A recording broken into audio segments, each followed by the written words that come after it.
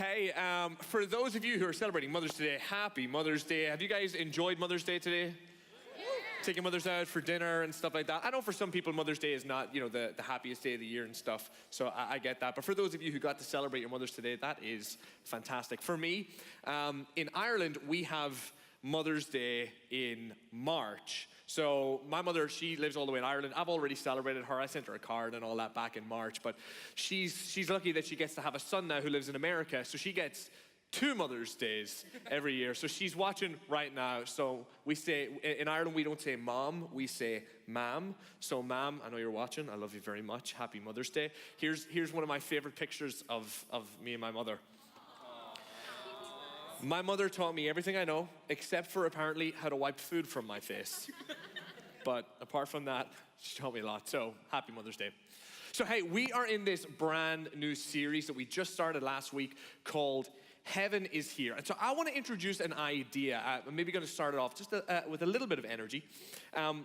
So when I think about this idea, Heaven is Here, I think about the reputation of Christians in our community, because we feel, I think as a community here at MP Nights, we feel very passionate about this idea, like heaven is here.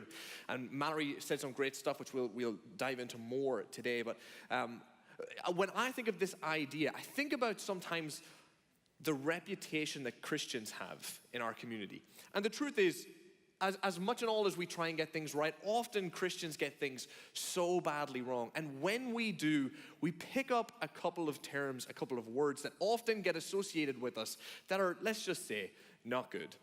Perhaps you've been criticized for your faith, or somebody has kind of taken something out of context and they've labeled it, or maybe you guys you've heard your friends or something just mention like, oh, you know what, Christians frustrate me so much because Christians are this or Christians are that, and we don't always have the best reputation. Maybe even for you're sitting here tonight and you were dragged here by your friend. They were like, hey, just come with me, I promise it'll be okay. And you're like, yeah, I didn't really want to come because to me, I get frustrated by Christians because Christians are like this. So, and I think even if you are a Christian, you understand that sometimes our reputation is not always what we want it to be. And you can probably pick out some things that people say or that you hear about our reputation. So I want to spend just a minute talking about the reputation that for some of us Christians have sadly earned. So let me just write the word reputation up here.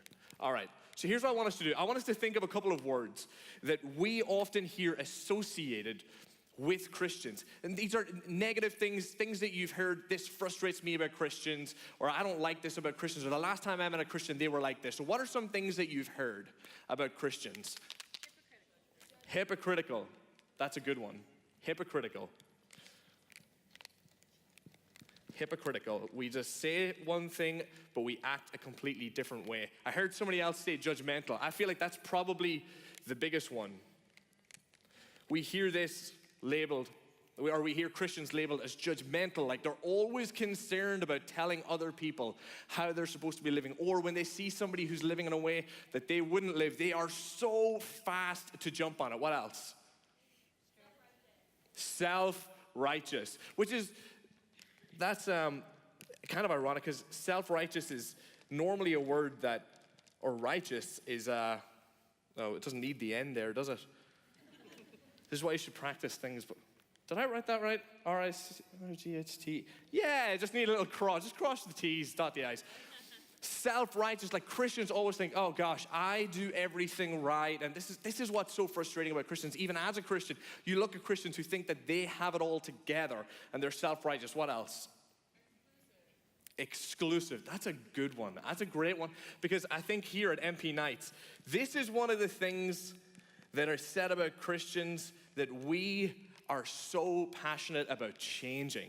Christians are exclusive, or Christians are insular.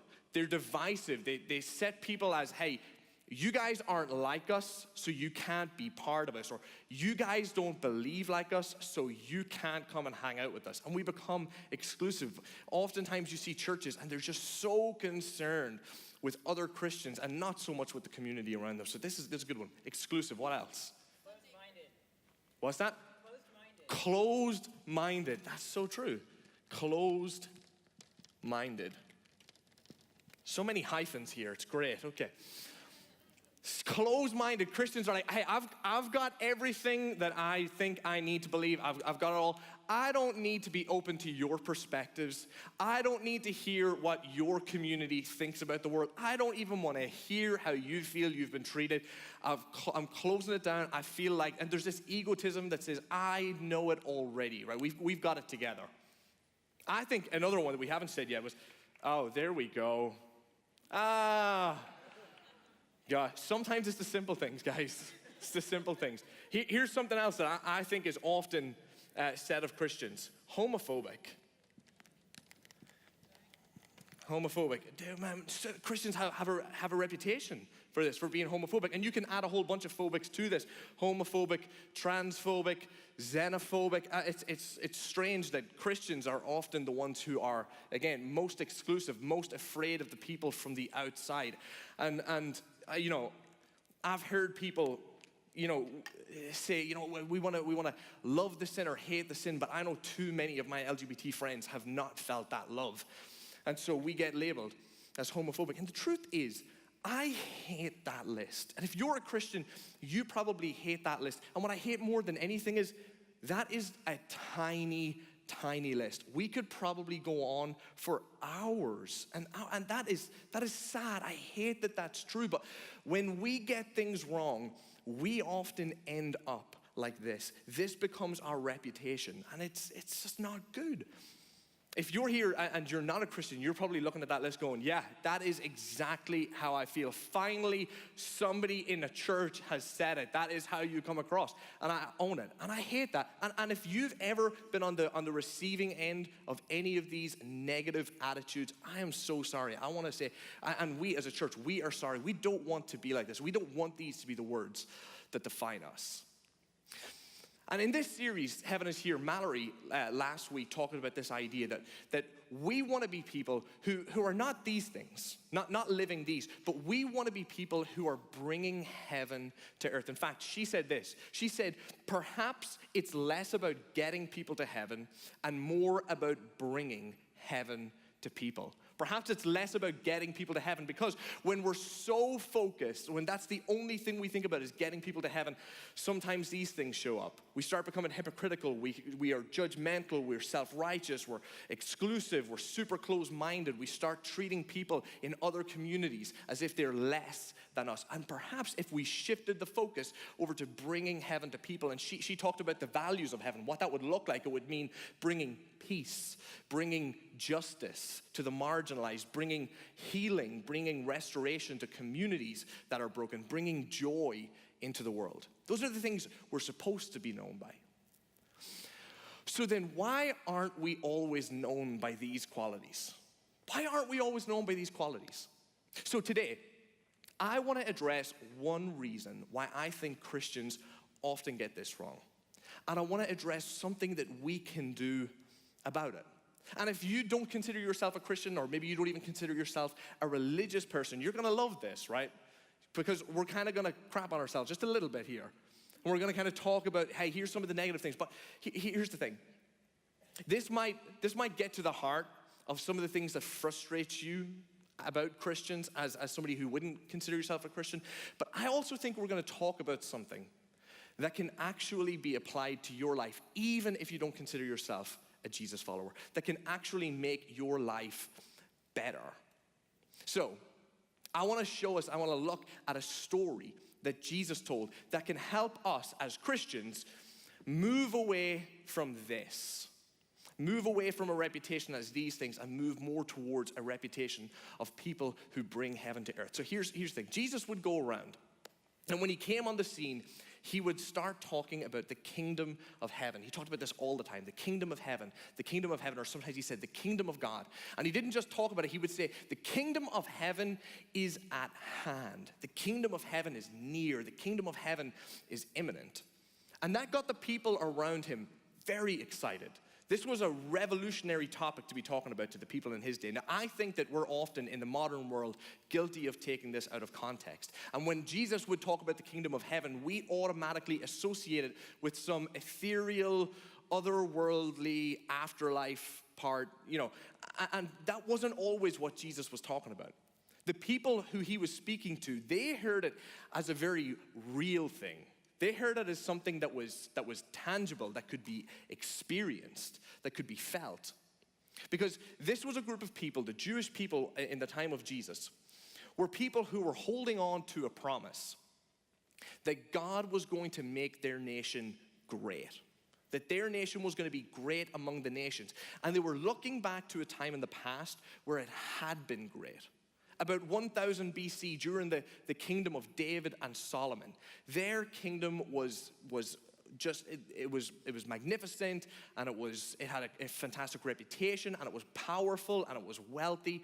And they're looking at this kingdom going, gosh, I want those days to come back again. What do we need to do to get those days back again? And they're hoping and hoping that the kingdom of heaven, that this kingdom of God that's going to make them great again is coming. So when Jesus shows up on the scene and starts saying, the kingdom of heaven is near, the kingdom of God is come, they're like, okay, great, fantastic. When is it coming? Who's bringing it? Is it you that's bringing it? Are you starting it? When can we have it? Because right at that time, they were suffering under Roman oppression, and they wanted to get rid of that, and they wanted to become a great kingdom again. So Jesus has their attention as he begins to talk about the kingdom of heaven, the kingdom of heaven. And Jesus' modus operandi was to tell stories, a thing called parables. And the parables explained what this kingdom is like. Now, if you're not familiar with the idea of a parable was a made-up fictional story that made a single point. So Jesus would just make up this fictional story that had one simple point. Now, when I was growing up, we were often guilty of dissecting these stories like they were the Da Vinci Code. Right? It was like there's 1,000 layers, right? Like one simple story about like a sheep or a lost coin, and there was like, oh yeah, and then like, you know, and it means this, and then under this layer it means these three things, and then it was just, we dissected it till there was nothing left. But Jesus' stories were so simple. Sometimes they confused people, but it was often because they were so simple. People would listen to his stories and be like, did he really just say that? Is that what he meant? And so they were often confusing, but it was because they were so simple. Jesus was a master communicator. And as he began his stories, he would usually begin them with a sentence like this. He would say, the kingdom of heaven is like. Here's what the kingdom of heaven looks like. Here's how you're going to know that it's here. Here's how you're going to know how to interact with it when it shows up. Here's how you're going to know what to do when it comes. And these stories would often describe what the kingdom, or how the kingdom of heaven worked, and how the kingdom of heaven evaluated things, how it evaluated us. And so one day, Jesus is setting up this story, and he starts to tell these parables, just makes them up on the fly, about here's what the kingdom of heaven is going to be like, and here's what the kingdom of heaven is like, and here's what you can expect in the kingdom of heaven. And in this passage we're going to look at from Matthew 25, Jesus is telling a story. He says, the kingdom of heaven is like 10 virgins. But Mallory talked enough about virginity last week to last a lifetime, so I'm going to move on to the next story. So the next story, he says, the kingdom of heaven is like this. So we're going to jump in at that part. Okay. So he says again, because he's just told a couple of stories, it will be like, the kingdom of heaven will be like a man going on a journey who called his servants and entrusted his wealth to them. This word entrusted is going to be really important in a minute, so just keep that in mind. He entrusted his wealth to them. To one he gave 5 bags of gold, to another 2 bags, and to another 1 bag of gold. Now, we don't normally measure things in gold. Some translations of this story translate it to say bags of silver or other things. But we don't really measure things like that. So it's hard for us to kind of contemplate or to imagine how much money this was. So here's a simpler way to understand it. He gave to these people a lot, a whole lot, and a crap ton, right? It was a lot of money, and it was his money that he was entrusting to them. Now, in these days, a bag of gold was worth about 20 years' wages. If you were to calculate it in our modern times, it adds up to about $500,000, $500,000 is how much money that he entrusted to them. So this is a massive responsibility. He's giving them a whole bunch of what is his for them to use. So here's how the story continues. So the man who had received 5 bags of gold went at once and put his money to work and gained 5 bags more, which is super smart. So he takes the 5 bags that he's been given, he invests it wisely, and it ends up getting some more money in return, right? Super smart. What a sharp guy. So also, the one with 2 bags of gold gained 2 more. Great. You did the same thing. You went out and wisely doubled the amount of money that you were given. And the people who are listening to Jesus' story are going, wow, that is awesome, fantastic. Wow, I hope I can be that smart. But he continues, but the man who had received 1 bag, and here's where the pattern breaks. And with the people who were listening in Jesus' audience probably would have taken a step back and gone, whoa, hold on. There's a but here? Someone's going to do something other than use the money. Why is wait. So here's what Jesus says. But the man who had received 1 bag went off, dug a hole in the ground, and hid his master's money. To which the people listening are going, oh my goodness, that is the dumbest thing. What an idiot. How could you possibly think that that's a good idea? Takes the money that he's been given and he hides it in the ground. And after a long time, which when Jesus would use this term, after a long time, in his parables, he usually meant after a lifetime, after your lifetime, after my lifetime. So after a long time, the master of those servants returned and settled accounts with them because it was his money. So he was coming back, guys, what did you do with what I gave you? And the man who had received 5 bags of gold brought the other 5. Master, he said, you entrusted me with 5 bags of gold. See, I have gained 5 more. Hey, I knew that what you were giving to me took trust in me, and I knew that it wasn't mine to begin with. You entrusted me with it. I went and got 5 more. And his master replied, well done, good and faithful servant. You have been faithful with a few things. I will put you in charge of many things. Come and share in your master's happiness. To which you might be thinking, that doesn't sound like a few things. That sounds like a lot of things. I mean, that is an incredible amount of money. And you went and you doubled that to 10 bags. That is so much money. Now, here's the thing. Jesus is trying to help them understand. See, here's the thing. In the kingdom of heaven, you are evaluated not by what you have, but by what you do with what you have. The master's entrusting him. He says, hey, here's something that's mine. Look after this. Invest it wisely. Use it wisely. And it's not what he was given, it was what he did with what he was given that made the difference. In the kingdom of heaven, God is at work, and you, me, us, this community, MP Knights, the city of Alpharetta, we get to take part by participating. In fact, there's a word. When somebody has entrusted something to you, you have a responsibility. It's called stewardship. Stewardship. When somebody gives you something that's not yours to look after on their behalf, you become a steward of it. Here's what stewardship means. Stewardship is the careful and responsible management of something entrusted to one's care. Now here's the thing, as Christians, and you don't have to believe this if you're not a religious person, or if you don't take the Bible seriously, or if you're not a Jesus follower, you don't have to take this seriously, but here's what we believe as Christians. As Christians, we believe that everything we have is given to us from God. That ultimately it's not ours. It belongs to God. And we have a responsibility to take care of it and to steward it well.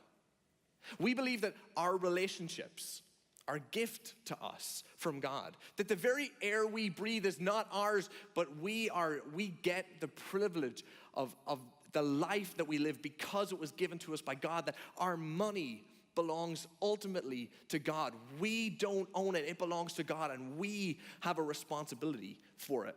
And everything we have, every opportunity we have, our education, even just where we get to live and where we get to be brought up, it's been given to us from God. And when we get that wrong, when we start acting like what we have is ours, when we start acting like it's not from God, this starts happening.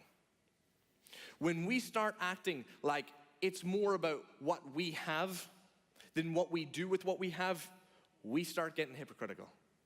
We start being judgmental. We get self-righteous. We start treating people like they're less than us when we get this wrong.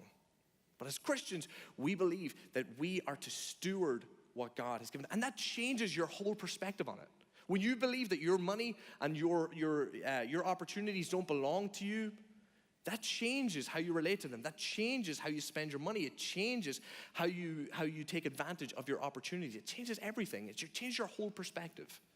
So Jesus continues in the story. He says, and then the man with 2 bags of gold, he also came. And his master, he said, you entrusted me with 2 bags of gold. See, I have gained 2 more. Super smart. Did what the last guy did. His master replied, well done, good and faithful servant. You have been faithful with a few things. I will put you in charge of many things. Come and share your master's happiness. He says, look, here's the deal. When you participate in what the master has given you, when you steward it well, you get to share in the benefits of it. Because you're now a participator in it. You're a partner in it. Not because of what you were given, but because of what you did with what you were given. Jesus continues the story. So then the man who had received 1 bag of gold came, which is where the music in the scene changes, right?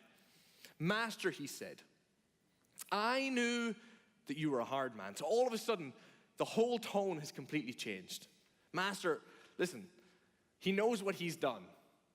He probably had to go out and dig for the gold. Probably had forgotten where he had put it, right? It had been a long time. He's thinking, I don't know where I put this. So he goes out and he digs for it, and he buries it, or he digs for it and he finds it, and he brings it to the master. Now, first of all, before I tell you what I did, let me just explain to you. Right? Before I tell you where the money was all this time, before you get mad at me, let me just explain something. I know that you're a hard man. Harvesting where you have not sown, gathering where you have not scattered seed. In other words, I know that you're a shrewd businessman. I know that you always end up with more than what you started with. I know that you're super sharp. I know that. And because of that, because I know that you don't like to lose, because I know that you don't like when your stuff is not used wisely, I was afraid. And so I went out and hid your gold in the ground.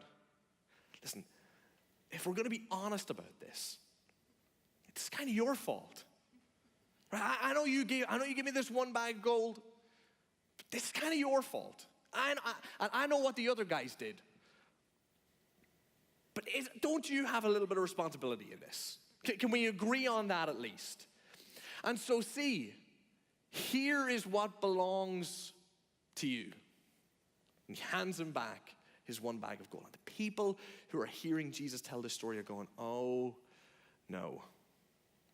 This is going to end badly. This is gone poorly. This story says, his master replied, you wicked, lazy servant. So you knew that I harvest where I have not sown. You knew this. Hey, if you know that I'm a shrewd businessman, if you know that I don't like when my stuff is not used the way I want it to be used, why didn't you do something about it? You knew that. You knew that I harvest where I have not sown and gather where I have not scattered seed. Well then, you should have put my money on deposit with the bankers. Listen, Wells Fargo have already opened up 3 accounts in your name. You didn't even have to ask for it. Why didn't you just put it in there? Right, just put it in there. Just put it somewhere where it's even just going to gain interest. Look, if you don't double it, that's one thing I would prefer if you had done that. But at least do the bare minimum. At least do something with what I've given you. So that when I return, I would have received it back with interest. He continues. So take the bag of gold from him and give it to the one who has 10 bags. For whoever has more, for whoever has will be given more. And they will have an abundance. Whoever does not have even what they have will be taken away from them, which, you might say, and maybe the people there would have said, Jesus, that's not fair. And he would have said, I'm making this up. It's okay, don't worry about it. Continues. And throw that worthless servant outside. Throw that worthless servant outside into the darkness where there will be weeping and gnashing or gnashing of teeth. Now, here's the thing. You may have heard this story told before, and some people tell this story. And the bottom line is, you see, if you don't manage your money well, you go to hell. Okay. That's not what this story is talking about. Have you ever missed out on an opportunity? Have you ever let something really great pass you by? What's the expression that you make when you realize that you've made a big mistake? Say again? Hindsight is 20/20, exactly. And you're looking back and you're going, oh my goodness.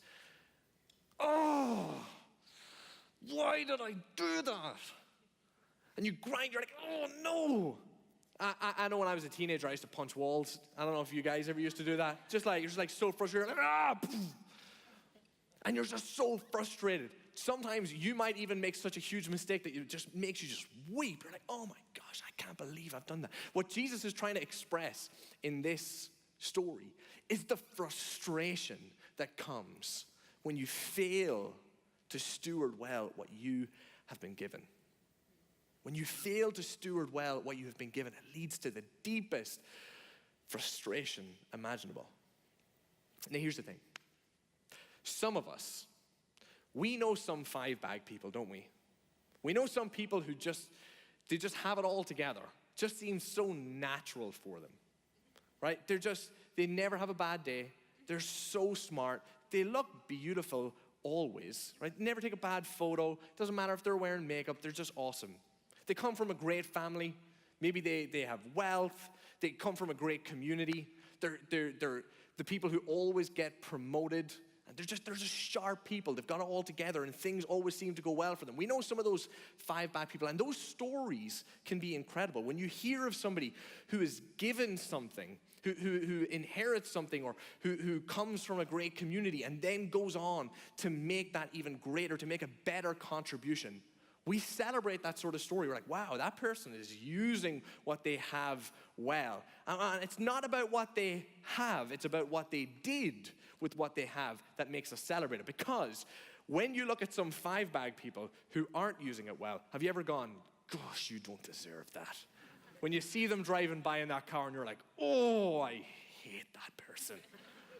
Because their car's better than yours, or their job is better than yours, or their wife is hotter than yours. It can be anything, right? And you're looking at it going, oh, you're not using what you have well, and we get so frustrated by it. But when we see somebody who is using what they have well, we celebrate it. And there are some five-bag people, maybe you're a five-bag person, who's had tremendous opportunity given to them. Like your student loans were, like your parents paid for your college, and you're just off to a terrific start in life. And that is great. But it's what you do with what you have that matters. The stories we really love, though, are the stories of those one-bag people, right? The stories of people who come from an unfortunate background, who were disadvantaged, who didn't have it all together to begin with. Maybe they came from a poorer community, or they came from a family where things were just kind of torn apart. Or maybe there was an illness or a disability in their past, and when we see them make the most of what they have, we're like, wow, that's an inspirational story. Look at how they've overcome the odds. Look at how they've used what they had to launch themselves into the future. Or look at what they've had, or how they've used what they have to benefit other people. That is incredible. Those are the people that we watch movies about, right? The five-bag people, it's the Real Housewives of Atlanta or something, right? We don't really watch, we don't celebrate that. It's a guilty pleasure for some people, right? But these are the movies that get made. These are the ones that inspire us, that make us want to go out and do something different with our lives. Like, wow, this one-bag person came out and they just overcame the odds, and wow, it's amazing. It's so inspirational. But it wasn't about what they had, but what they did with what they had that matters. Now, here's the thing. Most of us, when we hear this story, most of us, we're the two-bag people, right? Most of us are the two-bag people, right? We're not the most talented people in the world, right? We don't live our lives like we're skating by on a pair of wheelies, right? things are good. And if you grew up in the United States of America, no matter what side of the tracks you grew up in, you're a two-bag person at least, minimum, in comparison to what the rest of the world have and what their opportunities are. But we're called with our 2 bags of what we've been given, those 2 bags of opportunity, the education that we have, the family that we came from, the opportunities we're given, the careers that we have, the finances that we get to manage. We are responsible for what we do with it. And the question is, as Christians, for us as Christians, are we going to manage it well? Because here's the thing.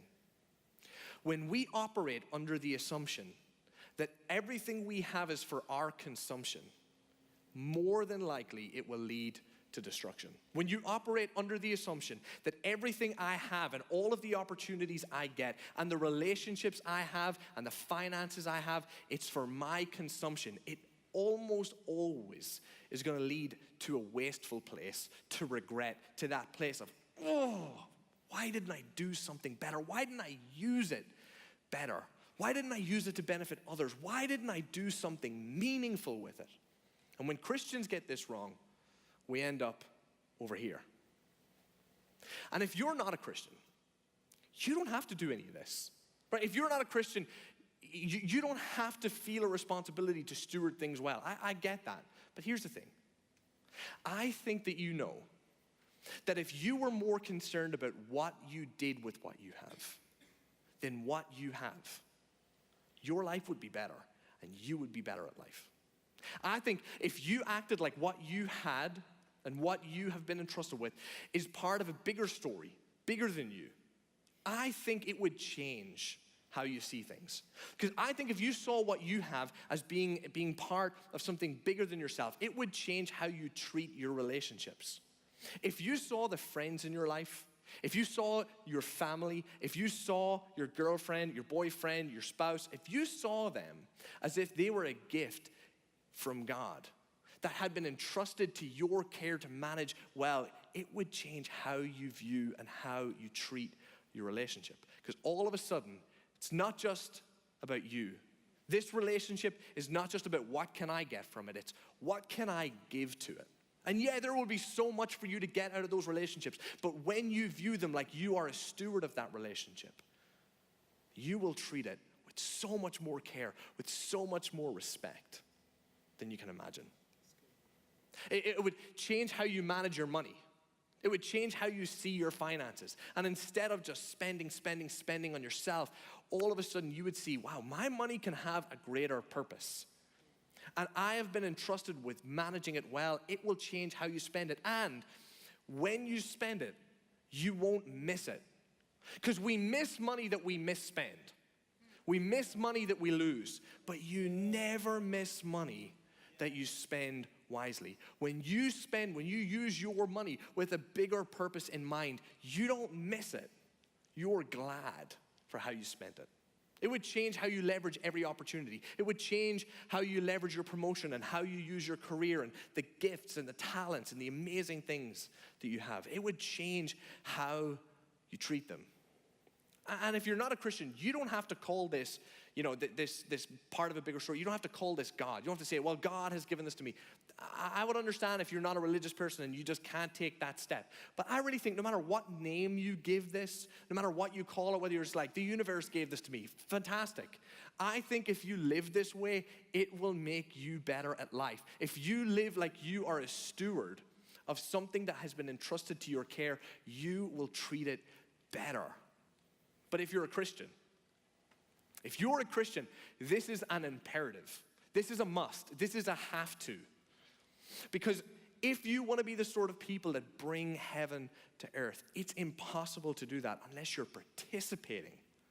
And here's the deal. Your relationship with God, if you're a Christian and if you've put your faith in Jesus, your relationship with God is good. But it shouldn't end there. Because when it ends there, we become this. When it ends with, you know what, I put my trust in Jesus, we end up, if for the rest of our life, we make it about us, we make it about what we have or what we begin, we end up here. And that's not where we want to be. But if we would take this as our imperative, that it's not about what you do, but it's not about what you have, but what you do with what you have that matters. It will change how you interact with your community, with your family, with your money, with your education, with your careers, everything. So here's the thing. We can be the sort of people, MP Nights can be the sort of place. We can be the sort of people that brings heaven here, that brings the kingdom of heaven here, that brings peace and joy and justice and healing and reconciliation. We can be those people, but we can never be those people unless we're willing to be participators. Participators. To say, you know what? I'm going to take what I've been given and I'm going to use it wisely. And I'm going to ask myself, what is the wisest thing to do with what I've been given? How can I best leverage for the greatest good what it is that I have? When you become participators in what God is doing, you become bringers of heaven to earth. Not in this far distant future, but in the here and the now. I've asked our band to come up and sing this song that I heard. And it talks about this idea of being people that bring heaven to earth. Not in the future, but in the here and now. And there's one verse in particular that I want you to pay attention to as we sing this song. You can stay seated. I just want this song to almost become your prayer. I want this to be, to kind of just for you to absorb what this song is saying. But there's this one verse in particular. I want to read you the words before we sing it. It says this. It says, we want to be a door that's open wide. We want to see compassion come to life. We want to carry truth that shines a beacon in the night. We want to see a city filled with hope. We want to bring peace to the troubled soul. We want to tell the story of a God that we can know. And here's the thing. When we become participators in that, we bring heaven here now. When you become a participator, you'll move away from this and you'll move towards being bringers of heaven in the here and in the now. Let me pray for us.